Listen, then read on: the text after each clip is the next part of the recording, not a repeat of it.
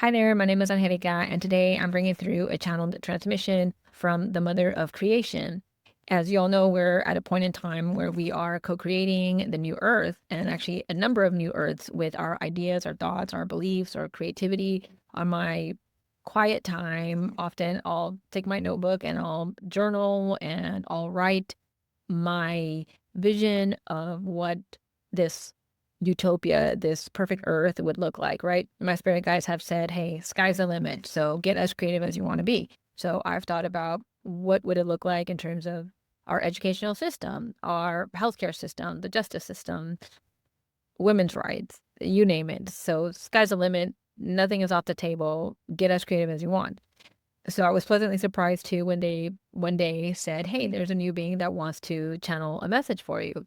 So that's where the Mother of Creation brought through this brief message that I think you all will find very interesting, and hopefully you will take some of her guidance as you think about what you want to bring into the new earth. She says, I am here, dear one, ready to broadcast to you a message to be shared with humanity at the right time.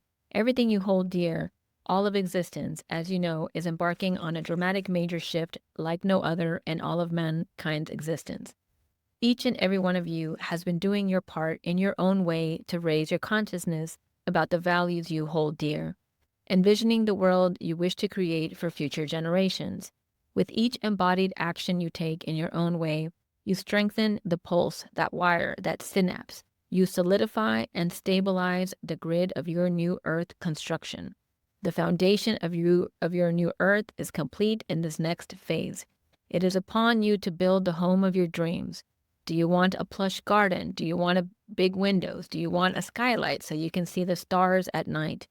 Do you want a playground so children can be free to play? Do you want an open gate and a walkway that welcomes neighbors? And on this house, what is the roof made of? A strong shield of protection? Are you willing to pay for it? What external threats are you protecting yourself from? How far do you want it to go? Do you want metal roofs? Do you want an enclosed fortress with barbed wire and special access codes to enter? Or do you want to live in a world where one need not protect oneself so rigidly and live in fear of catastrophe? To what extent are you willing to give up your privacy, freedom, and your pocketbook to protect you and yours from such threats? What about the schools in your community? Will they have armed police presence and routine lockdown drills to protect children from gunmen with distorted perceptions of control and disillusionment? Think now of the airways through which you reach out to each other to share good news and photos of happy vacations and happy moments. In those airways and forums, do you want to use such instruments as AI to monitor the sharing of factual information versus deceit? Do you want to create algorithms that flag other perpetrators and predators seeking to gain the trust of the innocent? Do we want to let these airways exist unhinged, unsupervised, allowing them to take metadata to build your persona that seems to know you better than yourself, so they can market material goods and services you didn't know you needed? Do you want to build a world of regulation and protections that does the job? But in so doing, you create not a home, but a prison. Or do you want a world in which trust and harmony and bliss are the frequency of the day? People live in harmony with neighbors and nature. Trust overflows. You get the best of mankind because you expect the best of mankind. If one continues down the path of fear while building a new world, you regulate and protect yourself from everything that could go wrong, all that you would have been programmed to believe. Do you wish to shield yourself from external threats?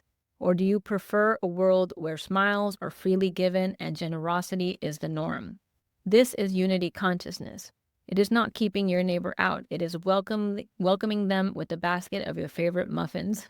You're often taught that you need to learn your history so that you don't repeat it.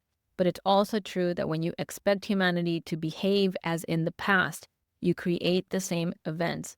With your expectations and assumptions, you recreate the same event when you don't expect better of humanity.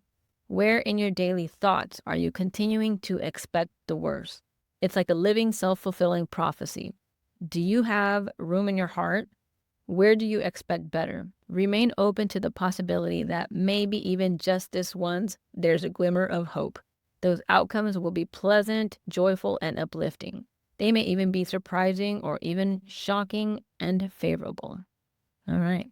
So there you have it. There's definitely some things that really stood out to me. The strongest one is that by overregulating ourselves and adding all these additional protections, that we're not creating a home, that we're creating a prison. That really stood out to me.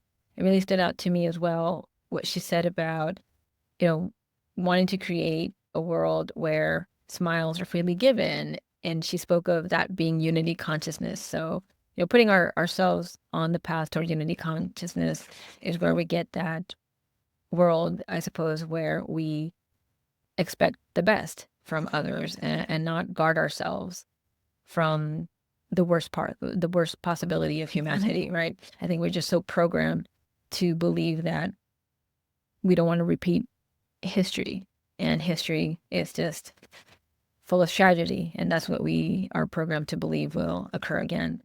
It's a beautiful transmission. So hopefully, I would love to hear your thoughts on what you took away from it.